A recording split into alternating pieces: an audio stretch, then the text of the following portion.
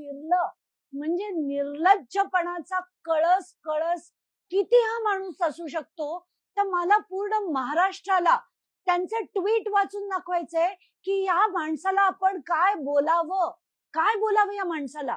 त्यांनी ट्विट केलंय, बीड जिल्ह्यातील मसाजोग चे स्वर्गीय संतोष देशमुख यांच्या निर्घृण हत्येच्या आरोपीला कठोरात कठोर शिक्षा व्हावी ही माझ्या पहिल्या दिवसापासूनची ठाम मागणी आहे. काल समोर आलेले फोटो बघून तर मन अत्यंत व्यथित झालंय. यांना मन तरी आहे का पहिला म्हणजे, आणि यांचं मन अत्यंत व्यथित झालंय. पुढे ते लिहितायत, या प्रकरणाचा तपास पूर्ण झाला असून आरोपपत्र न्यायालयात दाखल झाले आहे. तसेच न्यायालयीन चौकशीही प्रस्तावित आहे. माझ्या सत्सद विवेक बुद्धीला स्मरून आणि मागील काही दिवसांपासून माझी प्रकृती ठीक नसल्याने पुढील काही दिवस उपचार घेण्याचा सल्ला डॉक्टरांनी दिला आहे. म्हणून वैद्यकीय कारणास्तव सुद्धा मी मंत्रिमंडळातून माझ्या मंत्रिपदाचा राजीनामा देत आहे. मुख्यमंत्री महोदयांकडे दिला आहे. हे मंत्रिपदाचा राजीनामा यांची तब्येत बरी नाही म्हणून देत आहेत.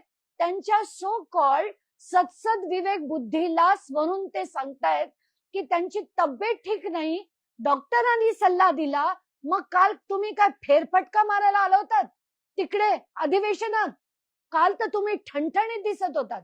सगळ्यांची गप्पा टप्प्या भेटी गाठी सगळं झालं आणि तुम्हाला डॉक्टरांनी का रात्रीच सल्ला दिला? अरे तुम्हाला लाज नाहीये. म्हणून मी म्हणत होते की या माणसाचा राजीनामा नाही, त्याची हक्कलपट्टी झाली पाहिजे, त्याला बडतर्फ केलं गेलं पाहिजे. आणि आता धनंजय मुंडेंना माझा चॅलेंज आहे, मी त्यांची आमदारकी रद्द होईपर्यंत लढणार आहे. आणि माझी आदरांजली संतोष देशमुखना, मी त्यांचा राजीनामा सोडा, त्यांची आमदारकी रद्द झाल्यानंतर मी जाऊन पुन्हा एकदा बीडला येऊन डोकं टेकेन संतोष देशमुखांपुढे की माझी आदरांजली तुम्हाला ही असेल.